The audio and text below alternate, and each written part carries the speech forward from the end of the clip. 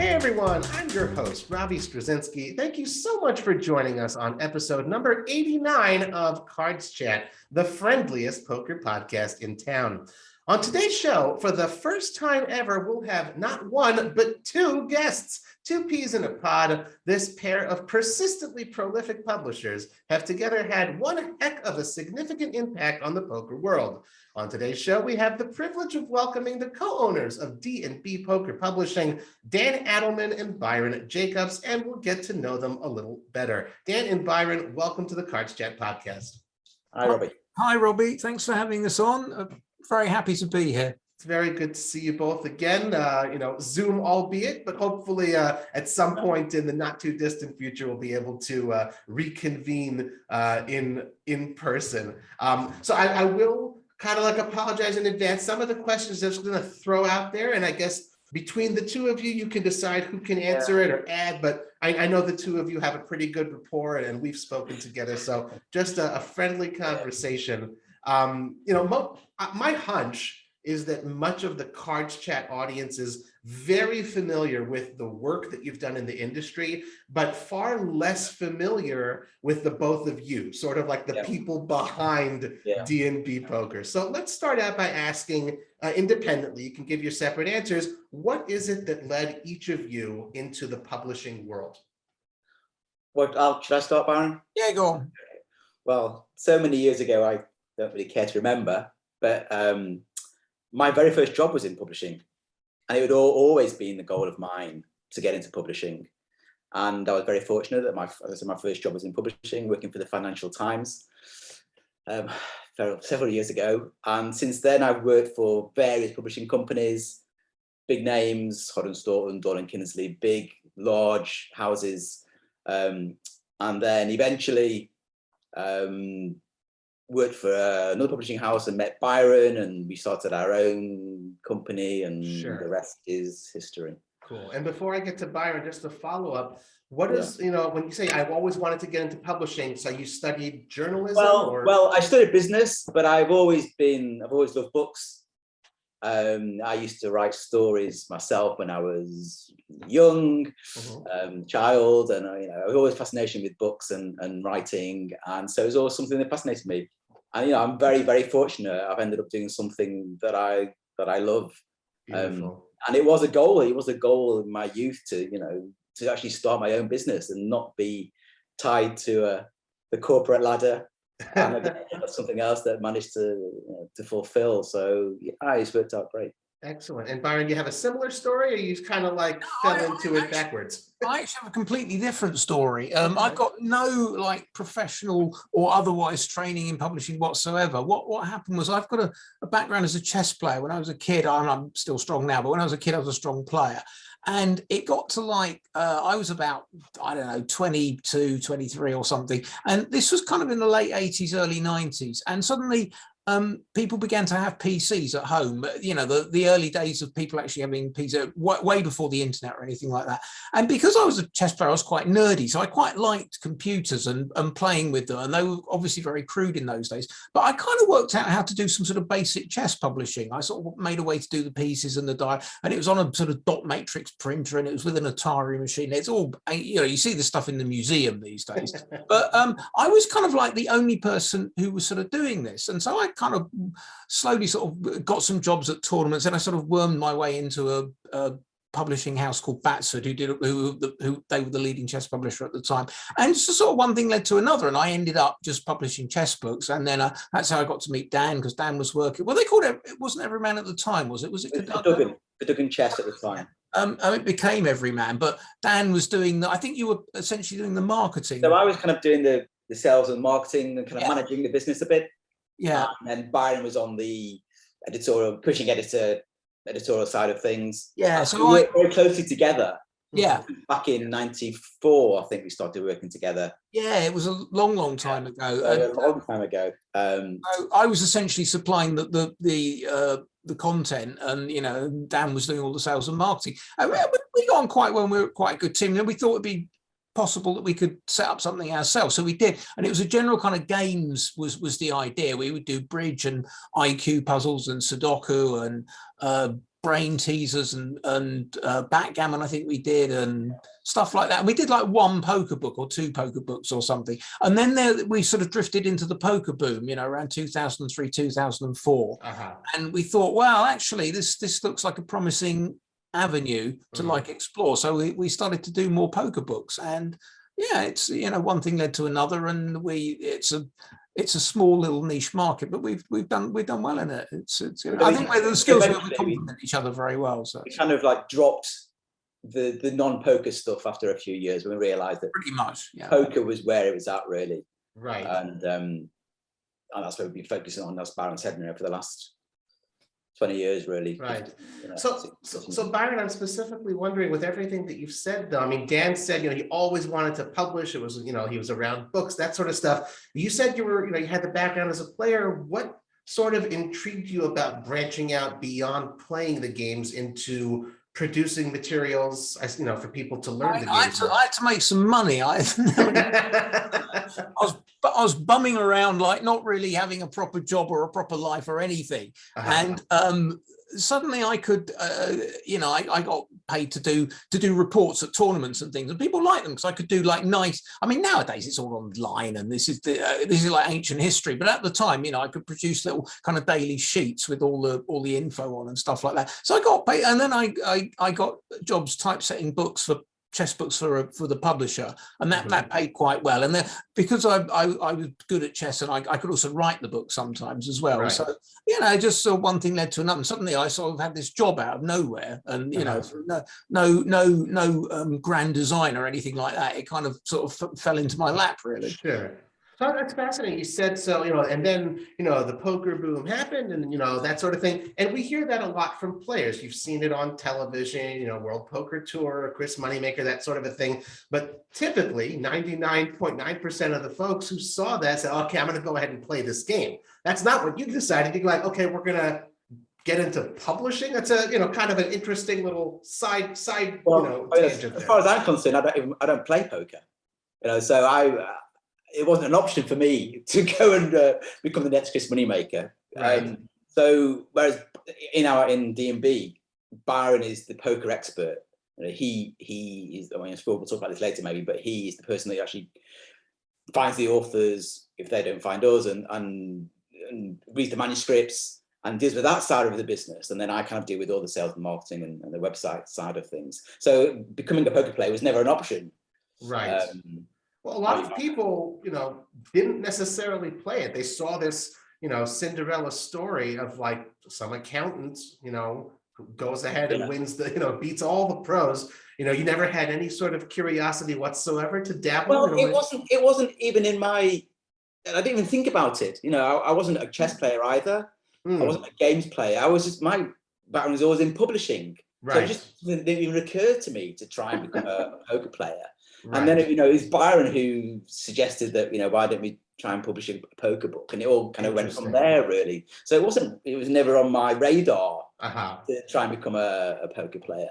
No, it's actually me neither, because what happened was, because I got this interest in games, I just like games, full stop. Right. I specialised in chess, but poker suddenly became more around, and I was just intrigued, and I wanted to. I mean, I didn't even know the rules. I didn't even know how the game works really. But then I found some stuff, and I got a book or something, and then you could, like, you know, you could join a site and play online, which I thought was miraculous, you know.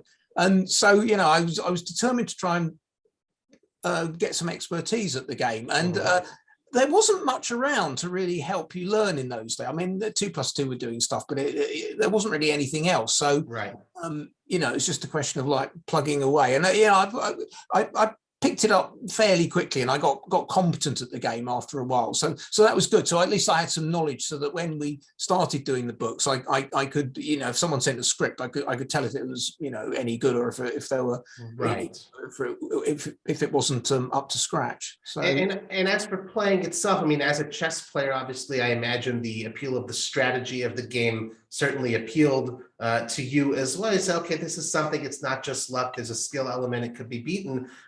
So, you know, I guess you said you dabbled a little bit online. You know, to what degree did you sort of throw yourself into the game, if only for the purpose of understanding it? Quite heavily. I mean, I was probably playing, well, difficult to remember, but I must have been playing like 20 or 30 hours a week. But I was kind of much younger then, so I had plenty of energy. I could do all the business stuff and then play till 3 o'clock in the morning, and I was fine the next day. You know, now I'd be knocked for 6. It wouldn't happen now. But yeah, no, I put certainly around like 04, 05, 06, 07, 08. I was playing a lot, and successfully as well, because kind of like anyone who was competent then was like making money at the game. That was the real boom time. And was this exclusively online, or you also ventured into your local Grosvenor? Just the online. I've played like one tournament in Vegas once, but no, I've always been an online player. Well, because they got plenty of clubs and pubs in England, in the UK. Never once ventured in to play, a nightly, nothing. Oh, I just like to pop upstairs, load up the site, get the mouse, click a few boxes and see what happens. That is fascinating. Wow. Okay. Well, obviously, the major, I would say, look at the collection of books that you guys have published. It's mostly focused on the strategic elements, learning, players improving, that sort of a thing. There have been some notable exceptions, though. Specifically biographies. The couple that I had in mind was the Poker Brat by Phil Hellmuth and Life's a Gamble by the late Mike Sexton. Particularly those two projects, a couple of the biggest names in the game. How did those sort of come about, and what sort of inspired you both to take on those two in particular as, okay, these are going to be the exceptions. These stories need to be told? Well, I think we have to give thanks to Jonathan Little for introducing us to Phil and to Mike. Mm-hmm. Without him, we wouldn't have got around to publishing the books at all. And so we were out in Vegas at the time, and Jonathan mentioned to us that Phil was interested in writing his autobiography. Uh-huh. And so he suggested to us that perhaps we could have a meeting with him. And Byron and I looked at each other and thought, yes. And so Jonathan arranged it, and Byron and I went up to Phil's suite in the Aria, his renowned corner suite that he likes to show everybody every year, sure. The famous corner suite that Phil has. And so we went up there with it was a bit of a pipe dream for us to actually get around to publish his book, because we didn't think that he would go with us in the end. But it was great. We chatted with him for about an hour and a half, 2 hours, and told him what we could do for him that he couldn't probably do with another, perhaps a bigger name publisher. And he showed us some material that he had. And as I say, it was a great meeting. And we came away, Byron and I came away thinking, there's a strong chance that he'll agree to publish with us. Mm-hmm. And the rest is history. Wow, excellent. And Mike Sexton? And a similar sort of story. I mean, Mike, the sweetest man. Everybody in the poker world loved Mike, and quite a similar story. Where we sat down with Mike and had a chat with him, and again explained to him what we could do for him that somebody else perhaps couldn't do. And we just he's so easy to talk to, and has so many stories. Yeah. He was just a wonderful man, and it was a great honor to know him, right, and spend time with him. And Byron and I got to know him quite well. Yeah, we went out for meals with him quite a few times in Vegas and also in London, and I think it must have been 3 or 4 occasions. And he was like, he was like great company to go out and eat. I'll just tell one brief story. When he came, Byron and I met him in London once, and we took him to the Ivy, which is a very well-known, famous restaurant in London. And he just got off a trip to China. I don't know how old he was, Byron. Mid-60s, do you think he was? Mid to late. So he just arrived from a trip to China. Had slept about 3 or 4 hours. And met him about 8 o'clock, 8:30 in the evening, and took him out for dinner. He was on the ball straight away, on fine form, telling stories. He's a great rock hunter, so he was telling all his stories. And we stayed there till probably about midnight. And then Byron went back to his hotel, and Mike and I got a rickshaw back to his hotel because it started to rain. And so just as we were leaving the restaurant, they have these cycle rickshaws in London. not like in India where it's all, you know, hand pulled, but in London they do have these cycle rickshaws. And so we got the rickshaws looking back to his hotel, and I think the next day he was going off somewhere else, and yeah, so much energy. So much energy. But he was a wonderful man. Very special. And I will, we got to give that shout out to Jonathan Little. He was episode number 8 here on the Cards Chat podcast. And we also had Phil on episode number 4. Unfortunately, we started the podcast after Mike's passing, but man, but I will say both, I've read both of those books. And what I loved about it, though, it's so in their voice. You could literally hear them speaking to you. It's that sort of first person, almost stream of consciousness type of writing style as you flip through the pages. I think both of them, you get to know the people. I mean, especially for me, because obviously with the majority of our books, I leave that to Byron because he's the poker player.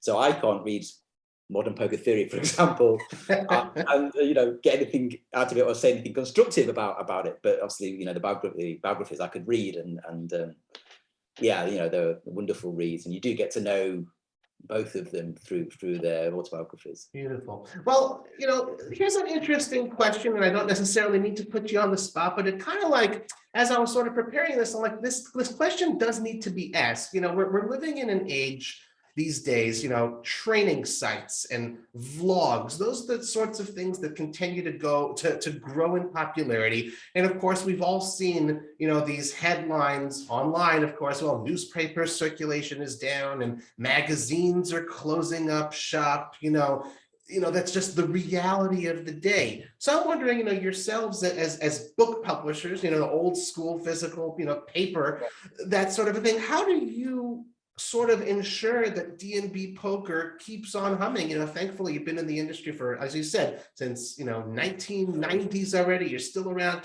not just okay, we're managing. Thankfully, the books are still really selling well. You're producing numerous titles each year. How are you sort of bucking that trend of everything's moving to digital, virtual type of media stuff? I don't think we're necessarily bucking the trend. I think there's still a very strong market for books. I mean, certainly when electronic publishing, we're talking maybe 10 years ago now, began to kick in, then there was a definite dip down. And it wasn't just us, like everyone in the publishing, Dan will know better than me, but I think everyone in the publishing industry was, oh, whoa, what's going on? Our sales, we're going to lose 60% of our sales or something. Right. But it kind of stabilized. And of course, publishers can also get into the ebook market. There's nothing to stop us, and we do. All our books are in ebook, and we've got Audible and other formats as well, video and stuff. But, that was a worry across the industry. And it certainly did take a hit for a while. But then it kind of stabilized. And now, rather like with things like CDs and vinyl, it's sort of coming back into fashion a bit. And there's also an element that, when you've got a poker book, 9 times out of 10, you're trying to learn something from that book. I mean, you might be reading it for entertainment a little bit, but essentially you've paid $35, $40 for a book. You want to learn something from the book, so you're going to study that book.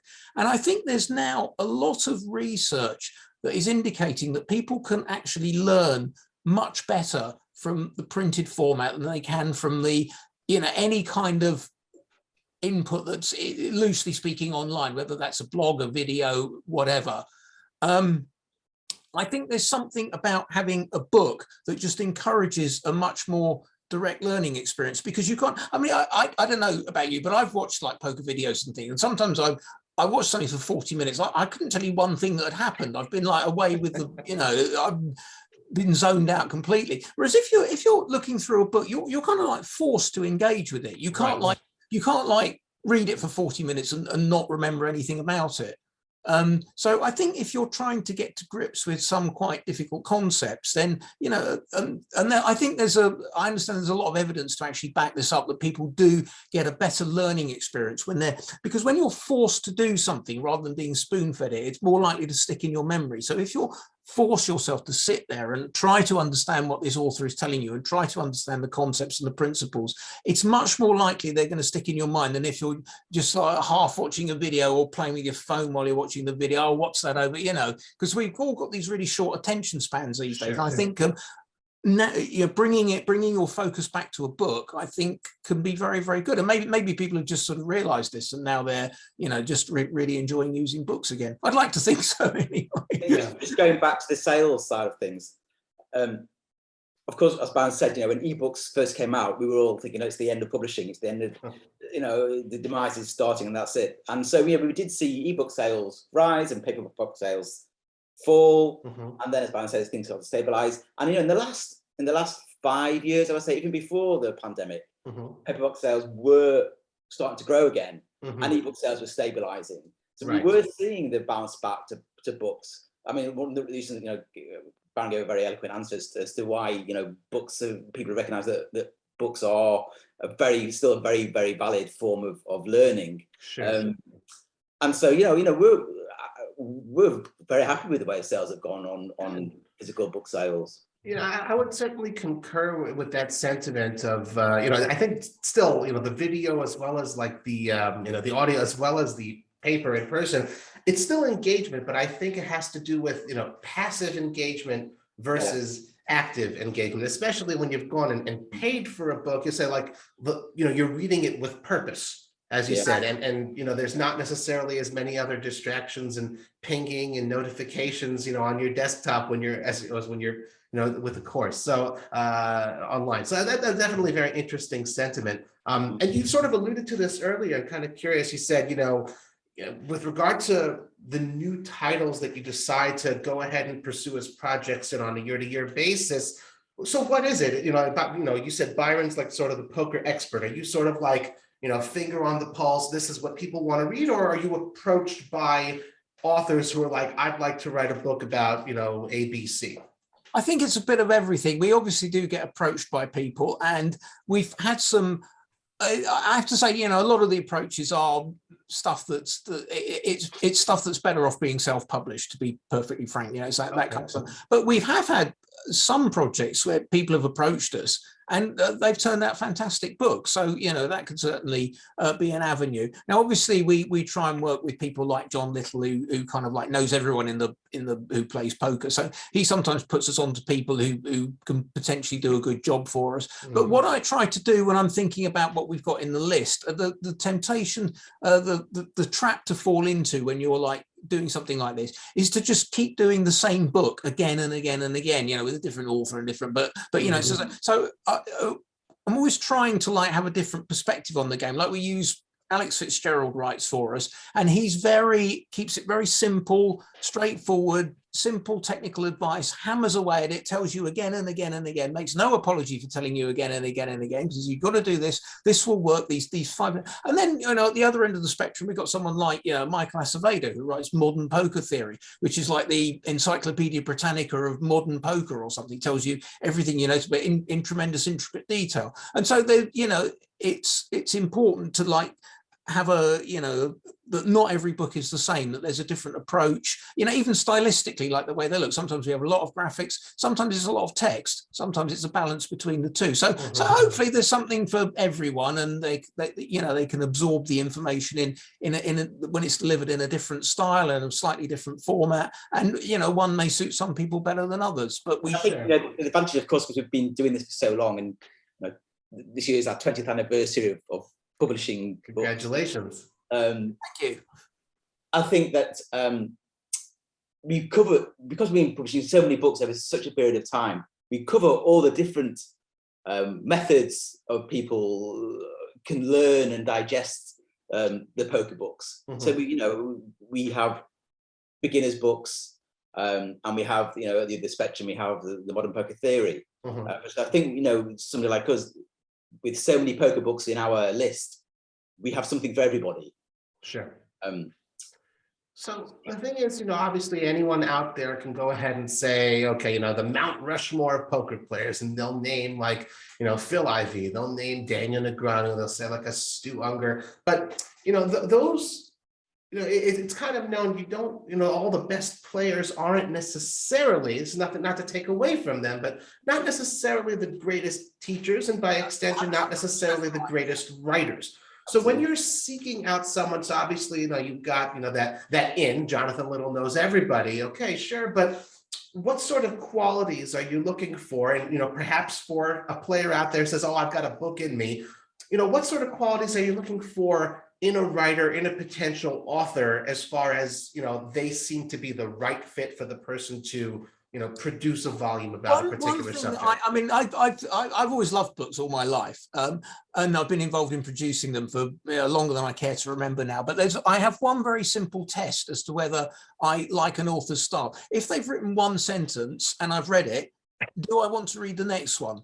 And if I do, they're a good author. That's fine. I don't care if they can't spell, if they get the sentence back to front, if they, that can all be ironed out. But some people can just like tell a story. I mean, okay, it's not always telling a story, but they can get information down and they can write something. You think, oh, well, I wonder what's coming next. And so you're interested to keep reading. As long as they can engage you, I think that's 100% of the battle. I mean, I've worked with authors who are like, we have Oxford and Cambridge here, so we call it Oxbridge educated. So it's like the highest kind of level of academic achievement you can get. And they're awful, they use like words that you can't find in the dictionary and stuff. And, it's kind of, their prose is full of like amazing words and terms, but it's kind of like boring to read and you're just not interested. Whereas other people who like left school at 16 and they can write great stuff. They're really, really, I mean, Alex Fitzgerald is typically, he won't mind me saying this, he's not highly academically educated. He had a different kind of background. He kind of went out in the world and made his way in the world. He won't mind me saying that, I'm sure. He's a brilliant writer because every sentence he reads, you want to know what the next one is. He really draws you in. So that is my test for what good writing is and what the kind of authors that I like to work with. I mean, sometimes it's more important. I mean, if you're doing a purely technical book, it kind of doesn't matter so much, but it still helps if the person is able to engage you and get interesting find an interesting way to present a concept and and so on, rather than just putting it down in a very bland format. If they can draw you in and explain to you why this is interesting and when they first learnt about it and how did it help them, et cetera, et cetera. Sure. I think you both agree it's a true blessing to do something that you love and be able to make a living from it. Absolutely. Beyond that, though, what is it that each of you independently enjoy so much about what you do? I can get out of bed whenever I want. That does it for me. I think it is the freedom of working for yourself. There are times like I live in France, so it's now 8:30 in the evening in France. So there are times, obviously, when you have to do things in the evening. But then, if tomorrow morning I don't want to start work till 10:30 in the morning, then I don't have to.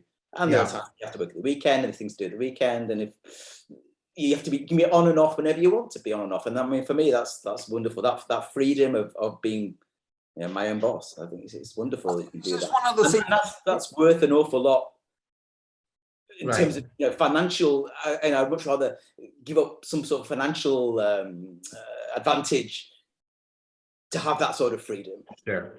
Well, that's something that definitely resonates with me, and I imagine just pretty much most people involved in this industry, especially on the playing side, they pursue that in order to have that sort of freedom. That's kind of cool to hear from your perspective as well. Also, it's kind of nice to have your own thing. I mean, any poker player watching us who plays professionally or close to professionally will I'm sure this will resonate with them, in that you are the sort of I don't want to sound too grand, but the kind of master of your own destiny. You're not, if you do good stuff and you learn what you're doing and you produce good work in whatever context or format that might be, you'll probably be successful, and that will be give you a lot of satisfaction. You're not just a cog in a wheel, you're just producing something and you're getting rewarded for your effort and your talents and the hard graft that you put in to try to master whatever it is you're doing, whether that's playing poker, producing books, or whatever you may be doing. Sure.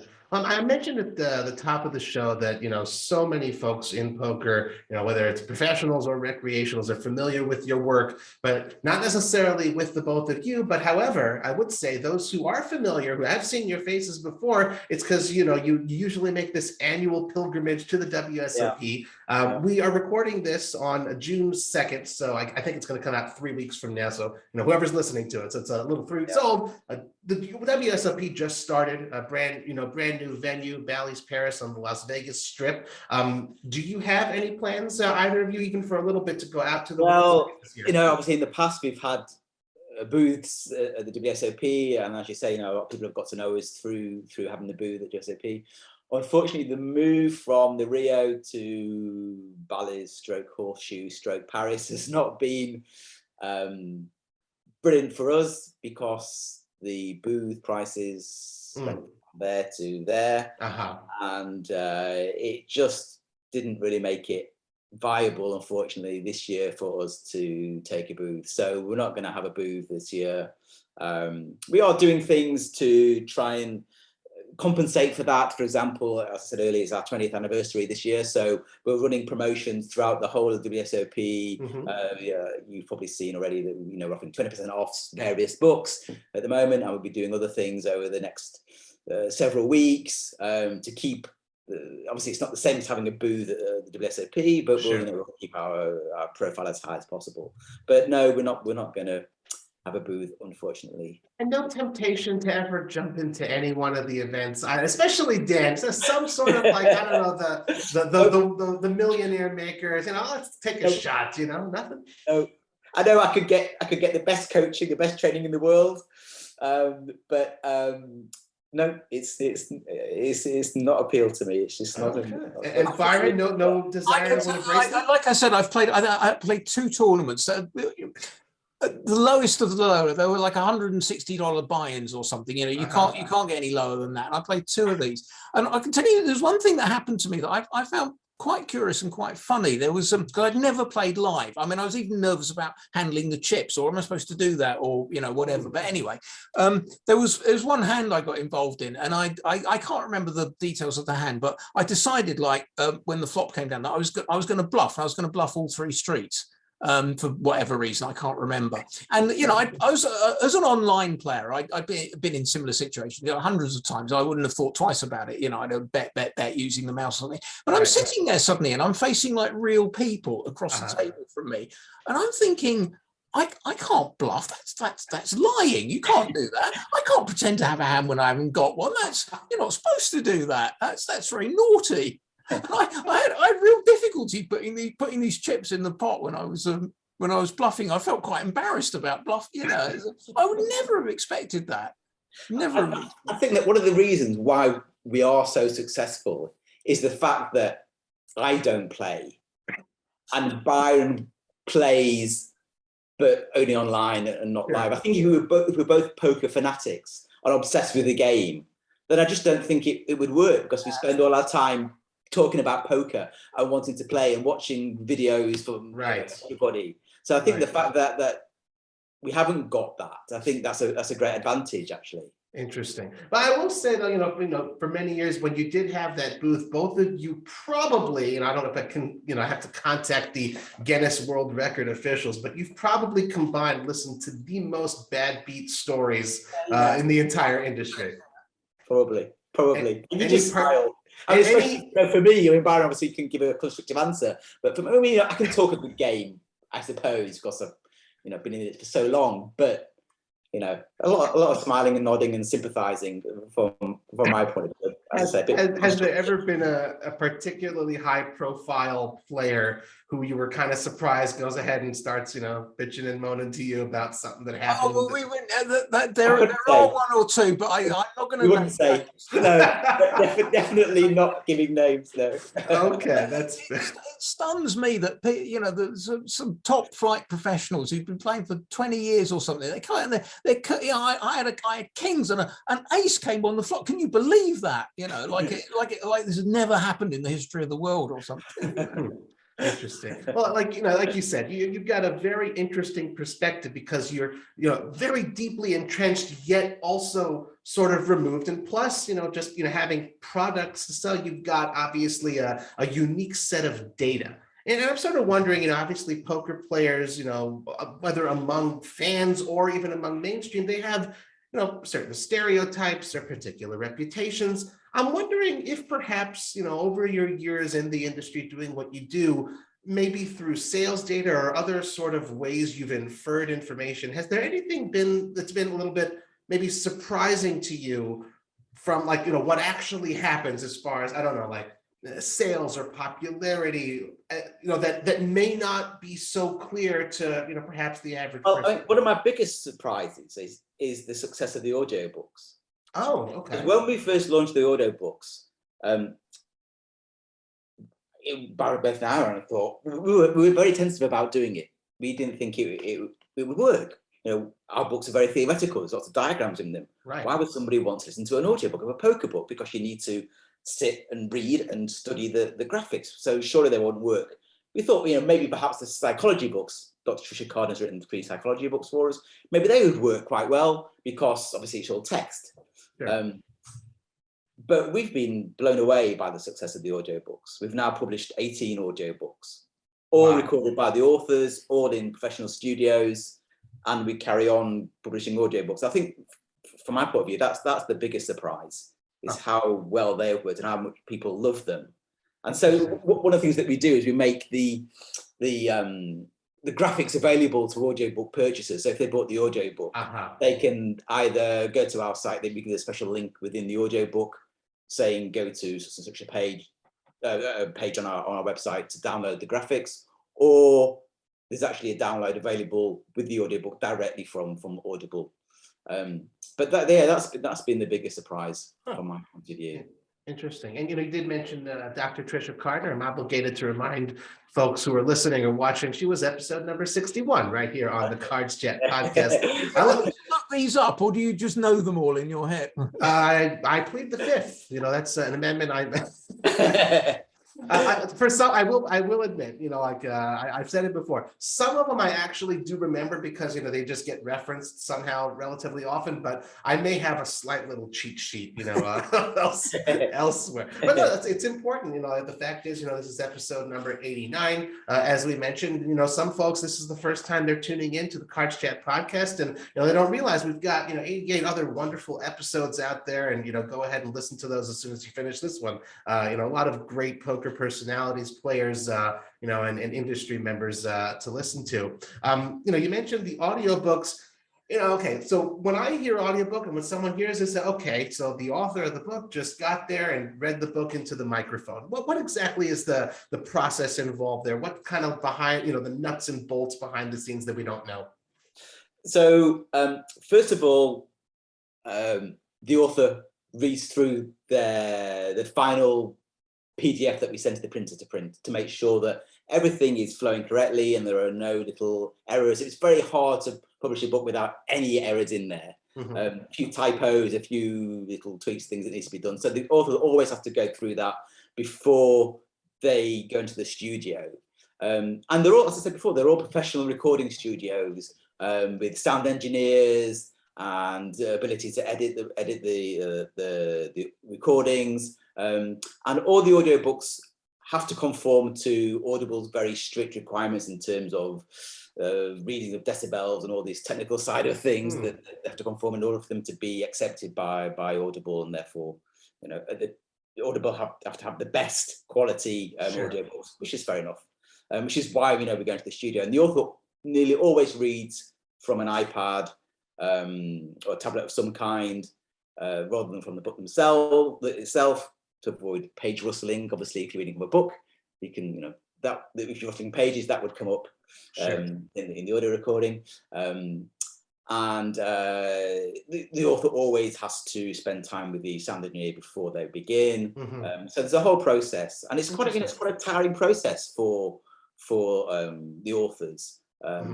For example, we've just had Alex Fitzgerald have just gone into the recording studio to record his latest book, 100 Biggest Mistakes That Poker Players Make. Evan Jarvis the same. He's just published a book with us called Mastering Small Stakes Cash Games.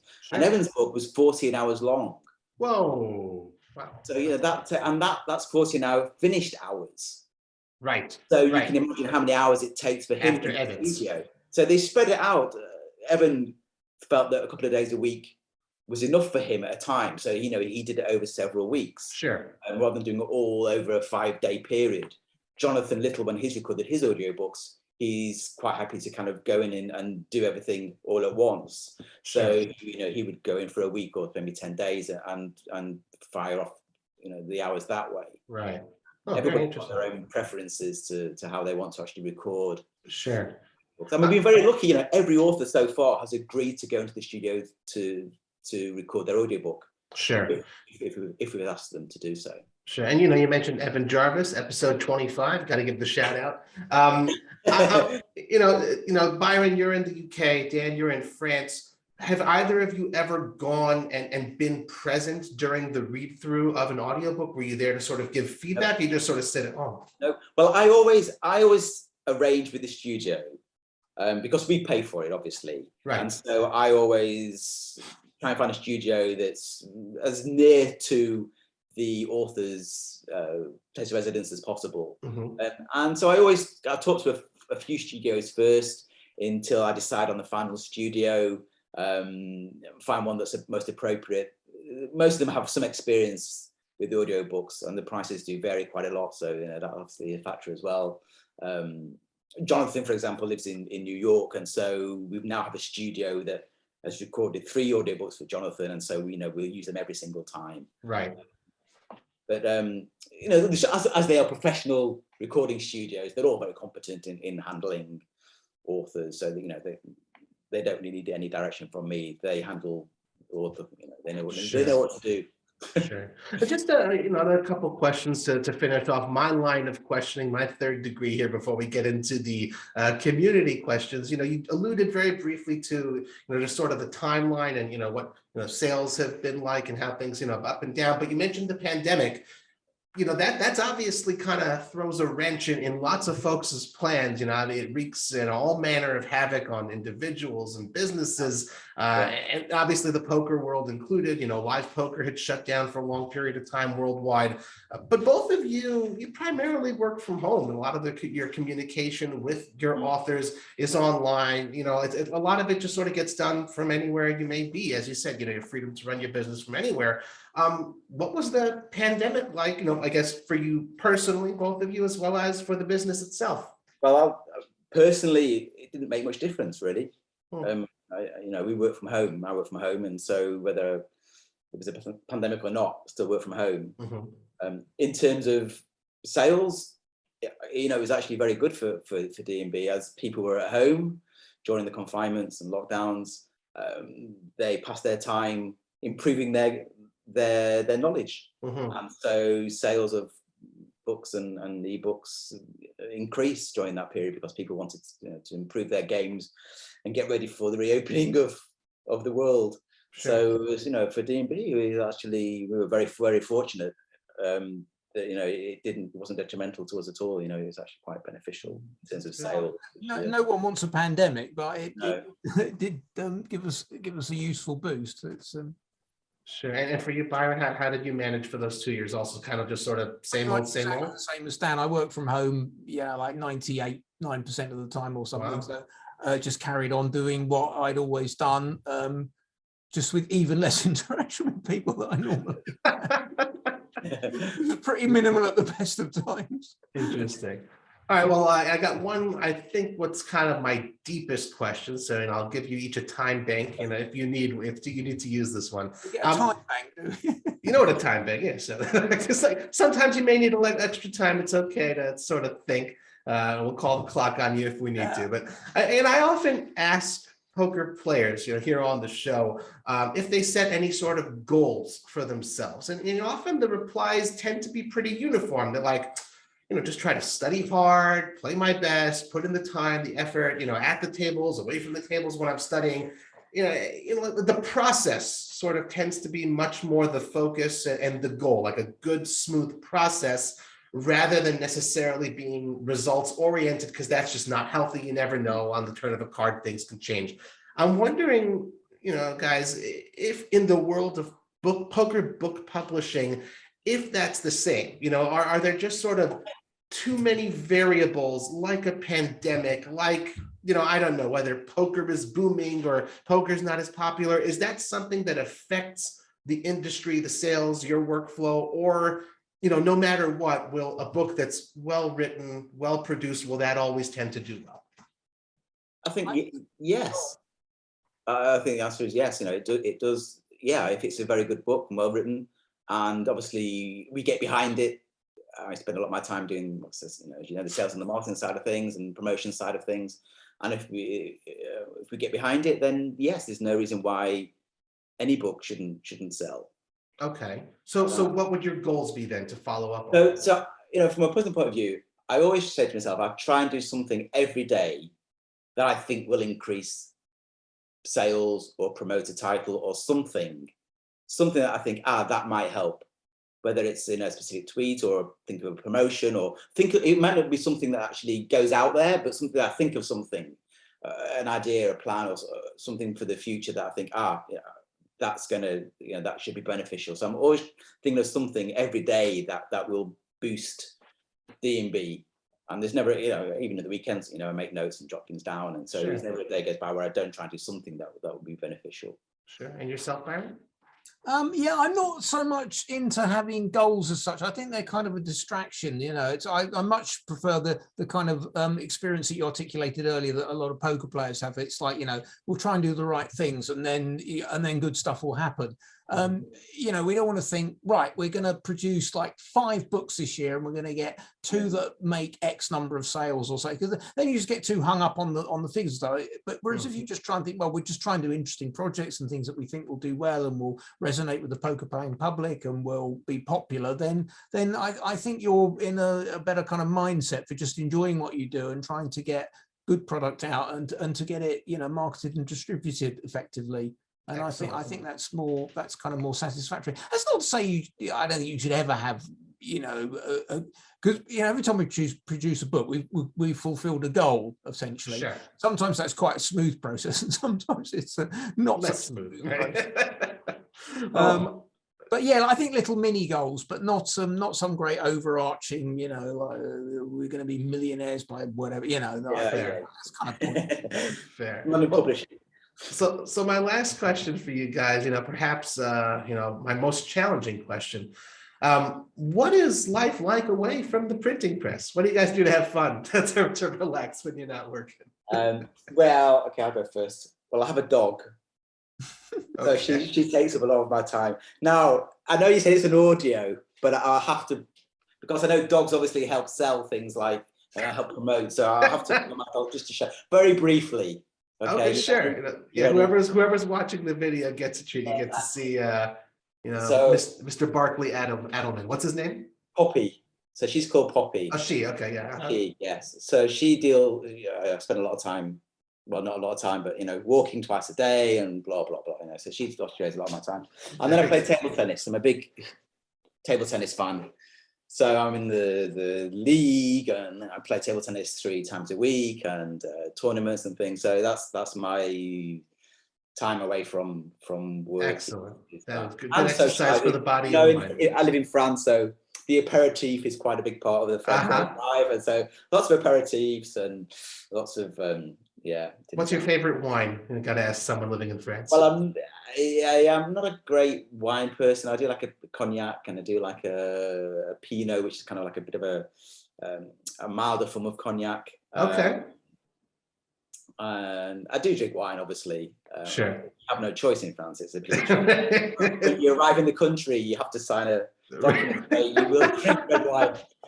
So I do drink wine, but local wine. There are so many. I live in a very small village of 150 people, with vineyards to the right of me and vineyards to the left of me, and goodness.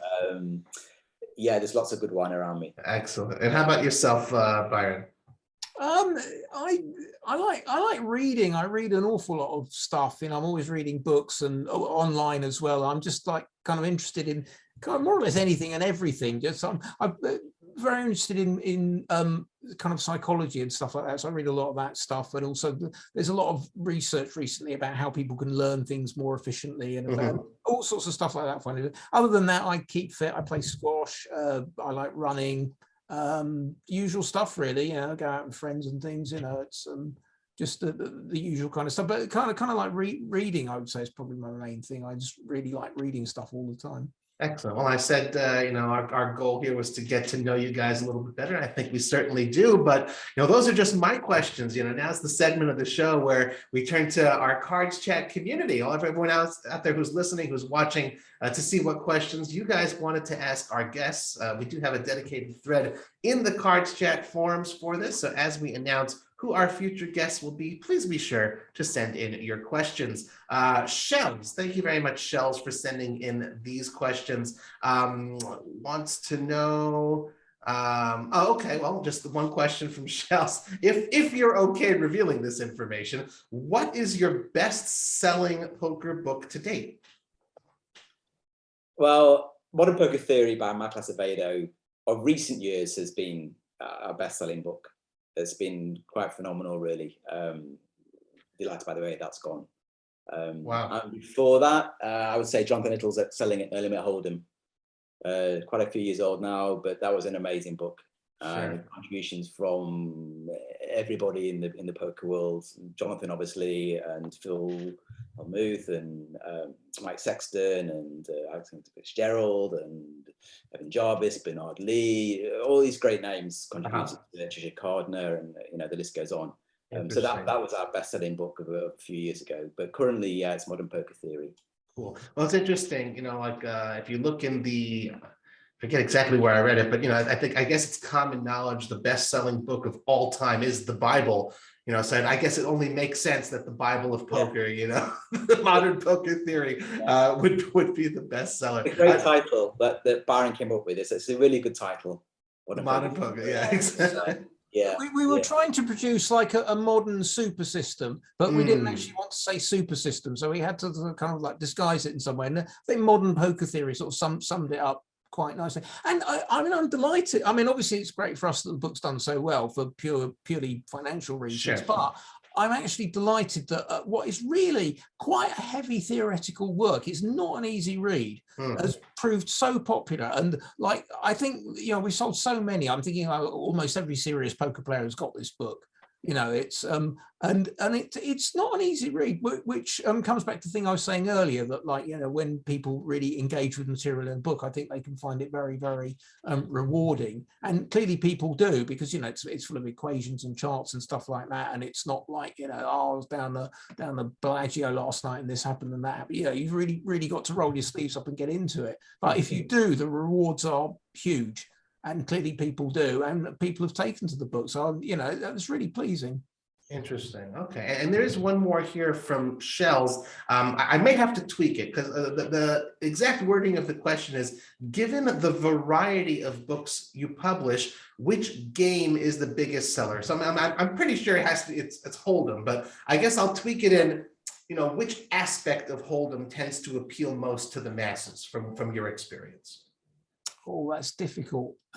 Because like I said earlier, I always try to do different types of books. So, we got ones that are geared towards live play, online play, exploitative play, basic strategy, complex strategy, using computers, not using, there's all kinds of different approaches. So obviously, as just referenced, Modern Poker Theory is the big seller, but I would say books that give fairly simple, straightforward advice and have a decent amount of charts in them, so that you can see like hand ranges, etc., quite clearly and easily. They tend to do very well.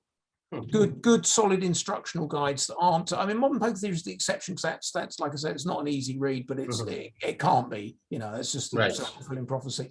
But the ones that are fairly straightforward in the way they lay down what you need to do, so they're quite easy to read, not too dense. Stuff like that seems to go very well. That's what people really like. Interesting. Okay. I don't know. Maybe Dan thinks differently. I don't know. No, I agree. I think I can't argue. Okay. Our next question asker is Acid Burn FX. Focuses a little bit less on the books, but more, I guess, some interesting questions to plumb the depths of your minds. So there's a couple directed directly to Dan and a couple, directly at Byron. So let's start with, I'll go with Dan first. Dan, Acid Burn FX wants to know, if you were to have to pick one luxury item that you could never sell, in other words, you have to keep it, what would you pick and why? One luxury item, poker related or non-poker related, or anything? You can answer however you'd like. Oh my goodness, one luxury item. I'm glad Dan got that one and not me. Well, I like these questions. Acid Burn always asks some creative ones, because we get to know the Depends how you intricacies a lot define a better. luxury item. I mean, my dog is a luxury item. I could never sell her. Okay. She'd never forgive me. So I'll get is that a cop out? I'm gonna say my dog. Well, value is in the eye of the beholder. So Exactly. I Yeah. think I that's won't fair. say my son because I don't. I Goodness. Okay. I guess Well, here's one for you then, Byron. Acid Burn FX wants to know if you happen to leave your home. He said you're always from home, but if you were in a high-speed chase, what song would you want blaring on the radio and why? If I was in a high-speed chase, what song would I want on the radio? I obviously didn't do the right homework for this interview. I've been looking at our books and thinking, I've been barking up the wrong tree completely. Well, I've no idea. What would I want played? Do you have any sort of favorite music? Maybe we'll simplify the question. There you go. No, I'm just intrigued by this high-speed chase. I'm thinking. We'll have the Benny Hill theme song, perhaps. That's a great idea, actually. Yeah, that's a great. That's fair. All right. So I don't know. Is the answer? we will accept that answer. Dan, back to you. What is your most treasured memory? Well, it's got to be birth of my son. Has to be. Beautiful. How old is your son today? 19. Wonderful. Yeah. Wonderful. 19. Yeah. So that's without a doubt. Very nice. Okay. Byron, a little bit more strange for you. What would you do if all of a sudden you were invisible? What's the first thing you would do? I would. I'm glad you got these questions, Byron. It's great. I would, if I was invisible. Okay, I would find out where playing cards are manufactured in some factory somewhere, and I would sneak into the factory, obviously unseen, and I would find a way of marking the playing cards that nobody would know that I'd done that, so that when I went into the casino and these cards were being used, I could clean up. I'd be visible then, because if I was invisible, it would be quite hard to, have table presence. I like that. Very creative answer to a creative question. All right, here's one for you, Dan, again from Acid Burn FX. Dan, if you could have any superpower, what would it be and why? I think it would be able to fly. Okay, to fly, and why would that be? Well, Byron knows this, but recently, which is driving me crazy, I've developed a fear of flying in planes. And I'm trying to find ways to combat it. But so if I had a superpower and I could fly, it'd be great. Excellent. All right. Well, see, that's why I said, I've known you both for quite a while. Never knew these interesting things about you. So I love these sorts of questions. Okay, one more, a little bit more down to earth for you, Byron. Acid Burn FX wants to know, what is one dream you have yet to accomplish? Dream I've yet to accomplish. I'm not going to say win a bracelet or anything boring like that. Well, you have to get to the tables first before winning a bracelet, that's for sure. One dream I've yet to accomplish. See, I'm kind of like how can I put it? I'm like an older guy now, so these are sort of dreams you have like maybe when you're a bit younger. Something I've yet to accomplish. No, I kind of feel that I'm like accomplished all the things that I ever wanted to or anything like that. But I feel I've kind of, it's been okay. The journey that I've been on has been fine. And, I've done things that I wanted to do. And there isn't much that I wanted to do that I haven't done. So in a sort of low level way, I feel I'm quite content like that. Beautiful. One particular thing, there's all sorts of, I'd like to be better at squash and things like that. But it's never going to happen. But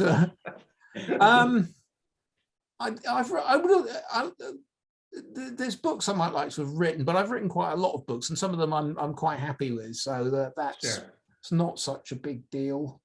That's a bit boring, I'm afraid. That's all I can.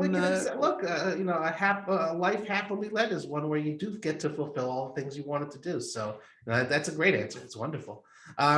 We will move on to our next question asker, a little bit less creative and more, to the point type of questions from Chica Bonita. Thank you very much, Chica Bonita, for sending these questions in. I like this one.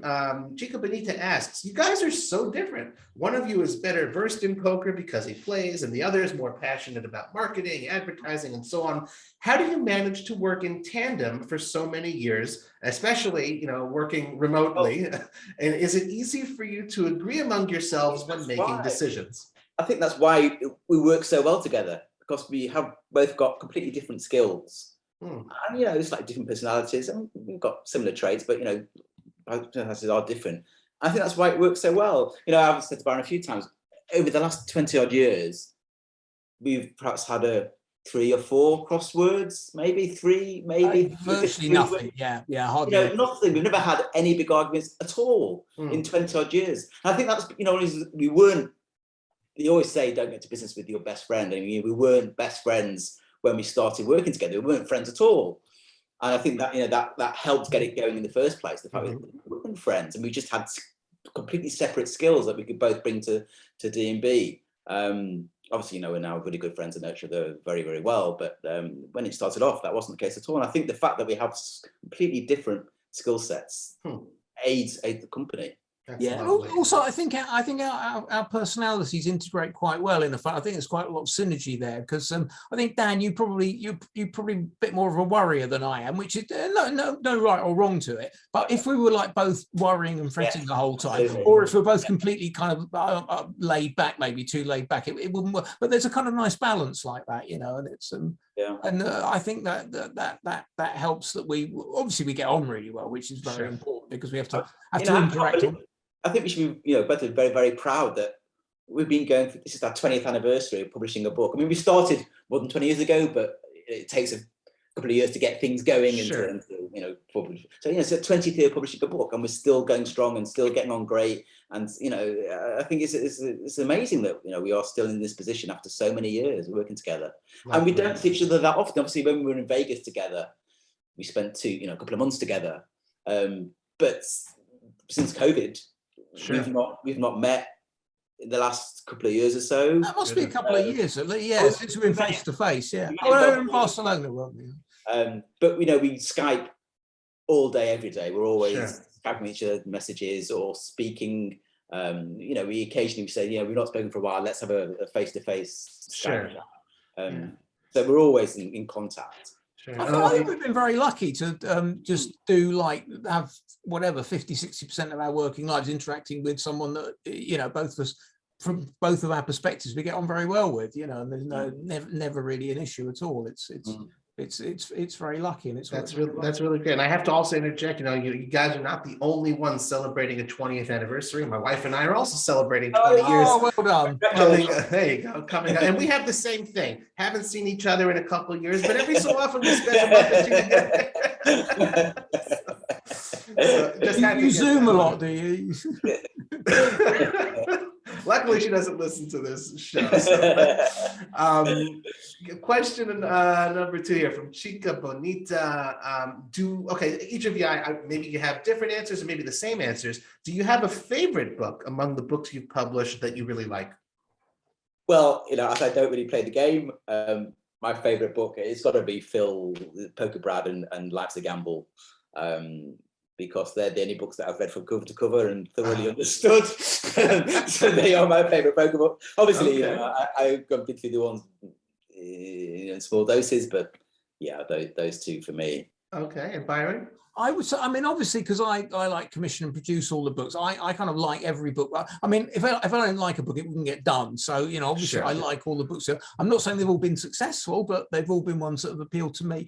Now, one that I really do like is one that's going to come out shortly. And I'm not saying this just because I want to promote it or anything, but I just genuinely really love this book. And this is Alex Fitzgerald writing the 100 biggest mistakes that poker players make. Because it's just beautifully written. It's quite not exactly simple, but he gets his message across in a really interesting and engaging way. And I just this might sound a bit strange, but the book turned up just like a couple of days ago. A couple of days ago turned up, and because I'd worked on the book, What I'm going to say now might sound a bit strange. I actually really enjoyed reading the book because I sat down and read it. Now, well, you must have seen it. Yeah, of course I'd seen it. But when you're working on a book, Sure. You're kind of not maybe reading it. You're trying to make it look good and make sure it makes sense and make sure the layout's all correct and everything like that. But just to like sit down and just sort of read it, and I really enjoy. I didn't read all of it, but I flicked through and read. There's 100 sections, and I read like maybe 10 of the sections or something, and it was just a really enjoyable experience. So everyone, rush out and get Alex Fitzgerald. 100 great. You'll love reading it. It's great fun, and you'll learn a hell of a lot. Sure, sounds good. Okay, well, you mentioned obviously a lot of big name authors that our audience is intimately familiar with.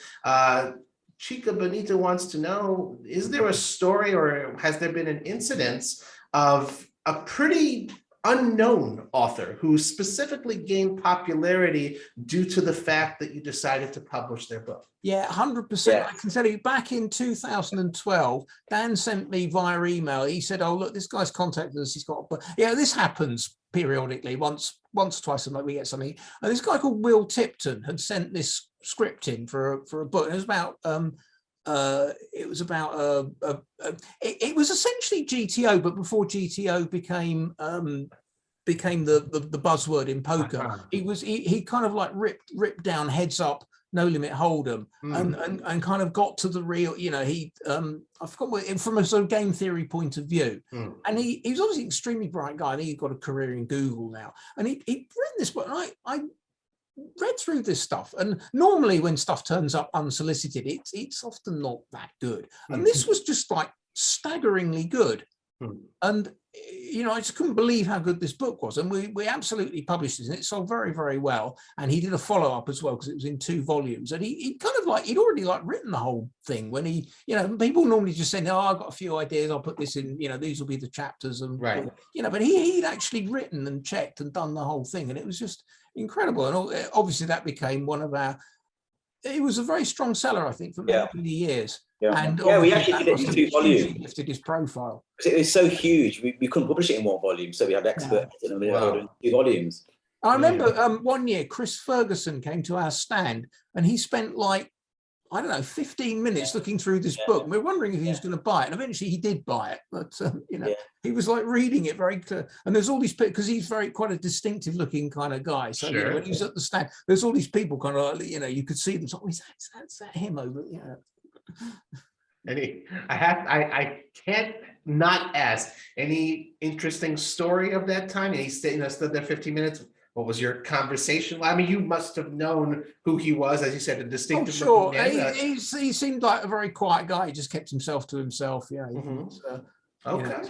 Quite a quiet demeanor. He was obviously like studying this book, and it's quite a difficult book. I didn't want to disturb him. He needed to focus on what he was looking at. Interesting. Okay. Our last question asker is Crystal's also separated the questions into Dan questions and Byron questions. So this one is for Dan, but of course you can feel free, both of you, to compliment each other's answers. Crystals wants to know, Dan, has there ever been a tricky poker book that you've published, and if so, what made it tricky? A tricky poker book. I think books that are a bit outside of our normal range. For example, perhaps A Girl's Guide to Poker, which was published by Amanda Bockfeld. Which is unusual for us. We don't really publish books. Our books tend to be more theoretical strategy type of books. So I would say something like that was a more difficult book to sell. A bit of a slow burner, but it's a book that will sell, forever. There's no reason why it shouldn't sell. Sure. And Amanda her profile is definitely rising. In the poker world, she's playing a lot more, and she did very well in the tag team last year. Yeah. And she works with you, Robbie, I know. And with CardsChat, she's a writer at CardsChat, and you guys didn't know this, but we actually recorded with her. She was episode number 88, the episode right before this one. It'll be coming out. If you haven't listened to it, a phenomenal listen, a tremendous. Eloquent individual who speaks just as well as she writes. So young, for somebody so young, she writes incredibly well. Yeah, not even 30 years old. Yeah, very, very eloquent. Yeah. And we met her out in obviously the WSOP, and Mhm. she was great. I mean, she's a great personality, and I think she's brilliant for poker. If she Yep. can carry on, you know, as she started and raise her profile even more, I think she's brilliant for poker and for women in poker. Absolutely, yeah, no, she's great. But yeah, I would say, you know, books like that, which are a bit outside of our norm, would be more difficult. I would say she's one of these people who, I think I said earlier, like one of my criteria for judging writing is if I read one sentence, I want to read another. She kind of nails it every single time. You know, she writes something. Oh, that's funny and interesting. What's coming next? You know, she's pretty good. And I think, you know, one of the reasons why we published her book is because we thought so highly of her as an individual. Yeah. She was just brilliant, and so we wanted to support, even if we thought we might not be able to sell as many copies as we would hope to sell with one of our normal books or our more regular books. Because she came over so brilliantly and was so enthusiastic and you know, just as I say, you know, a really great person and brilliant for women in poker. Excellent. We wanted to do the book. Well, I didn't know that would be your answer to that question, but that dovetails very neatly into the next question that Crystal's had for you guys. You know, for Byron in particular, you know, you did recently publish that book by Amanda Bodfeld. Again, as we mentioned, a CardsChat writer as well. It's called A Girl's Guide to Poker. If you were to guess, you know, I don't know if there's any way you can actually know, what percentage of the people who buy your books are women, and is that growing? It's hard to can only judge on when we happen to be in Vegas and people come to the stand, because maybe you can make the supposition that that's going to be split pretty much. It's going to be representative of the division between men and women who do buy our product, and it's obvious. I mean, the poker world's fairly heavily male dominated. Sure. But you know, obviously we've had, you know, many women coming to the stand over the years. They tend not to spin out the bad beat stories as much as the men do. I will say that. But I think there are definitely more women in poker. I mean, we have a big newsletter that we mail out to thousands of people regularly, and I think, you know, the number of women that are subscribers and the feedback that I get through our email address. There's definitely more women than there used to be, without a doubt. I think that is growing. Well, that's something we're always happy to hear. Not just on the CardsChat world, but in the whole industry. That's something, you know, we all want more women to go ahead and join us at the table. Can I ask you a question, Robbie? Do you feel the same? You know, is your experience that there are more women interacting and getting involved in the poker world? I don't have hard data on this, but it seems to be that way. I hope I'm not like sort of projecting it or creating it. It seems to be that way. Perhaps it's just, quite frankly, as a function of the growth of the game as a whole. You know, as the pie gets bigger, even if it's exactly the same percentage, it's still an absolute larger number of women. But I would say that there seemed to be a lot more specifically online activity from women's poker Facebook groups, from Poker Power in particular, kind of the new player on the scene, really working to you know, promote it and bring more women from that place of empowerment. I think that's a beautiful thing. But like anything else, you know, you can't win a tournament in level one. You know, it is a slow build and it takes time, but I certainly feel that way. And I do try to say, you know, the statistics are that, you know, what, about 5% you know, women who are playing the game. I'm, you know, very pleased, you know, it doesn't happen, you know, on purpose like this, but I just sort of look back, you know, it's episode 89 on average. I'd say we've got, you know, 1 out of every 4, you know, about 25% of our guests here on the CardsChat podcast have been women. You know, I don't necessarily actively try to, you know, maintain that ratio, but there are so many great, wonderful women, you know, who we can highlight and bring their stories to light here through the podcast that, you know, if we stick to that 25%, that certainly grows it from 5%. So that's how I can answer that question. We'll do one more for you, Byron, and then one more for Dan. Again, from Crystals wants to know about how many pitches do you review from authors on any given year? You mean people who submit stuff to us for consideration for publishing? How many we get during a year? Difficult. I would say between 10 and 15, Dan, do you think? Yeah. Does that sound about right? Because normally they come, Dan monitors the email address when they turn up and he'll, you know, pass them on to me. I think it's probably about 10 to 15. Yeah, one every 2 or 3 weeks, something like that. It's probably, feels about right. Yeah. And if you want to know how many of them actually eventually make it into book form, it's probably like 10%, something like that. So it's like they make the money, you know, they enter the tournament, about 10% make the money. Actually, yeah. I don't mean I'm saying like as you're like in the money, yeah, 10% in the money. That's right. You got to get through the bubble for exactly. One thing I would say, people might find this interesting if they're thinking of writing a book or they've got an idea to write a book, a poker book, and they want to contact us. I'll make it easy for you. I want to see an example of your writing. I want to see what you can do, a blog, a magazine article, anything like that. A list of contents of the book, so I know what the book's about, potentially a title, and about 2 or 3 paragraphs, so talking about 100, 150 words, that sums up why this book is so amazing and different from anything else that's out there and why people want to buy it. So if you send me a little pack of that stuff, I won't have to write back and say, actually, what I want to see is X, Y, and Z. So send that through and I'll be very happy to look at anything that anyone feels they want to send through. And I will ask, you know, if anyone out there does have the next great poker book idea and does want to do so, what would be the address to send you that information? So simply info@dnbpoker.com. Sounds good. Okay, and we will end off with our final question for Dan here again from Crystals. If you could envision sort of the ideal year for your company, how much would you like to be publishing? In terms of books, well, we published, I think in our most active year, we published 5 books, and that was the limit. I think we wouldn't publish more than 5 books in a year, just in terms of manpower, in terms of, obviously we have freelancers that work for us and do various things, but it's primarily Byron and myself.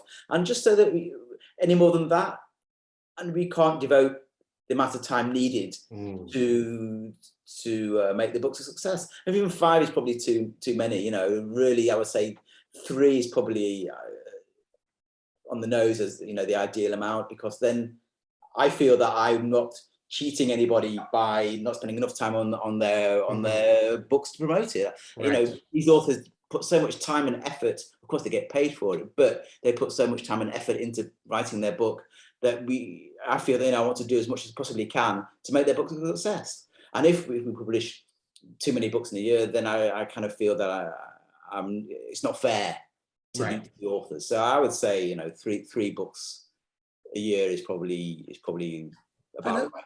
At the end of the day, you want quality, not quantity. You know, I'd much rather do like 3 books and have one really good book and the other 2 good, rather than do like 7 books and they're all kind of like they're kind of okay, but not you know, it's better to do high quality books, because then they've got a longer shelf life, they'll last longer, and they'll, you know, we'll still be selling. I mean, you know, Excelling at No Limit Holder, we published in 2015, we're still selling it very well month by month now. Sure. You know, now, same with a couple of John Little's books, and you know, that's what you want. You want a book that's going to last for a long time, rather than something that kind of lights up and then dies away. You know, we have a very strong reputation, obviously, producing quality material, and if we start churning out books too regularly, then that undoubtedly is going to suffer. So that's why we pick and choose very carefully which books we do actually publish, so that we maintain our very high standard. I love that answer, you know, very insightful. And I guess, you know, in a way to sort of wrap it up, you know, folks who are going ahead and listen, you know, who's Dan Addelman, who's Byron Jacobs, you know, what are you guys all about? It is far more, you know, now that we've learned about you over the last hour plus than just, okay, it's a business, sure. And, you know, everyone understands that aspect to it, but you know, your passion for what you do is exceptionally clear, and it's not just about that sort of bottom line. It's really about something, you know, these are your babies, you know, that you're putting out there, and you want to, you know, just, you know, do something, you know, I can sort of like, it's very clear when you put a book out there, you've put your heart, soul, effort, time into it. And, you know, whether it does sell well or not, it's something that you can be proud of and that, you know, you're happy to have spent your time and dedicated yourselves to. And I just want to thank everyone who sent in questions to Dan, to Byron, and just a reminder to everyone out there in the Cards Chat community. Once again, we'd love to see you submit your questions for our future podcast guests in the dedicated thread on the forums. Guys, please be sure to give us a good review on iTunes. Spread the word via your social media channels if you like the show. Guys, it's a pleasure speaking with you. Before we let you go, anything else you'd like to tell the Cards Chat audience? Just briefly, our forward publishing schedule. We've just published Mastering Small Stakes Cash Games by Evan Jarvis. And as we mentioned before, we're publishing 100 Biggest Mistakes That Poker Players Make by Alex Fitzgerald. That's coming out in the next few weeks. And both are going to be in audio format, and both also coming out in the next few weeks, and obviously in ebook format too. So that's the next batch of books from D&B. So go out there and buy them. Excellent. Well, sounds good. Thank you guys again, Dan Addelman, Byron Jacobs. Thank you all for thanks tuning for in. having us on, Robbie. Yeah, thanks, Robbie. Great. Our pleasure. Thank you all for tuning once again to another episode of the Cards Chat podcast. I'm Robbie Straczynski. You can follow me on Twitter at CardPlayerLife. I wish you all a wonderful day.